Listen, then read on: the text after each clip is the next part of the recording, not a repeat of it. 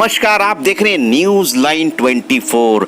जब जब इलेक्शन करीब आता है, हर पार्टी की अक़लियती सेल की पोस्ट मिठाई की तरह बांटी जाती हैं, लेकिन इलेक्शन चले जाने के बाद अक़लियती सेल भी चली जाती है और उनका पोस्ट भी चला जाता है।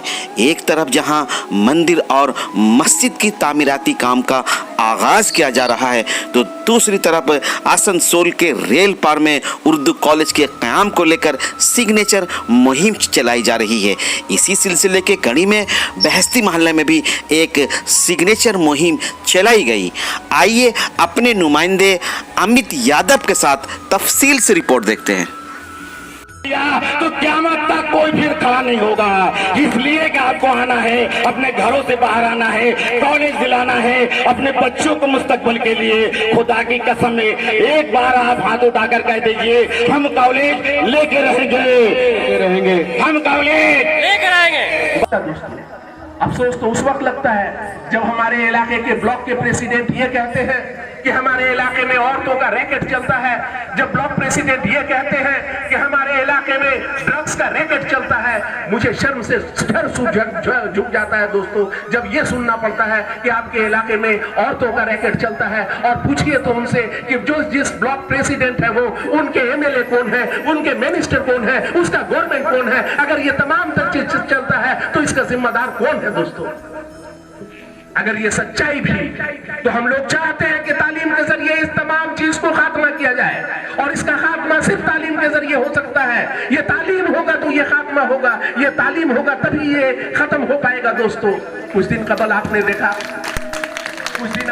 रहमानिया हायर हाजी कदम रसूल के गेट पे हमारे ब्लॉक प्रेसिडेंट मंत्री जी के सामने ये कहते हैं कि 2021 के बाद रेल पार में ड्रग्स नहीं चलेगा, चाहे उसके लिए मेरा जान ही क्यों न चला जाए। हमें ताज्जुब हुआ सुनकर के दोस्तों कि 2020 के दिसंबर तक का वो एडवांस ले चुके हैं क्या?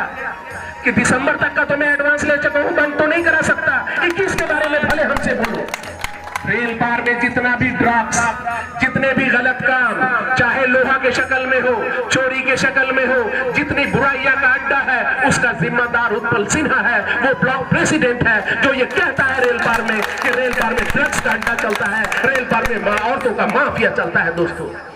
और हमें उस लोगों पर भी शर्म आता है जब हमारे रेल पार के लोग उनको फूल का गुलदस्ता और उनको इज्जत बख्शने के लिए जब जाते हैं, तो मैं फेसबुक में देखकर या किसी न्यूज में देखकर शर्म से सर झुक जाता है कि ऐसे रेल पार के मुर्दा ज़मीर लोग ऐसे शख्स को जाकर के इज्जत बख्शते हैं जो हमारे इलाके के माँ और बहनों के बारे में कहता है कि यहाँ औरतों का रैकेट चलता है।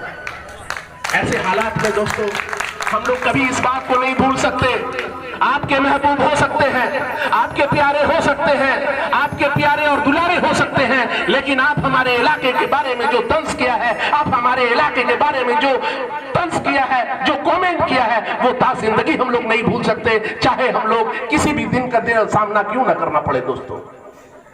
हमारे इलाके को आप औरतों को रैकेट से मुंसलिक किया, आप हमारे इलाके को ड्रग्स के रैकेट से मुंसलिक किया। हम जानते हैं कि रेल पार में जो भी क्राइम है, जो भी गैर कानूनी काम है, उसके सरदार आप हैं, उसका मंथली आपके पास है। वो तमाम कारनामा आप करवाते हैं जिसकी वजह से आज रेल पार के बदनामी का धब्बा लगता जा रहा है दोस्तों। हम लोग कभी नहीं भूल सकते कि आप किस इल्जाम की बात कर रहे हैं। मैं आप हजरात का ज्यादा वक्त लेना नहीं चाहता।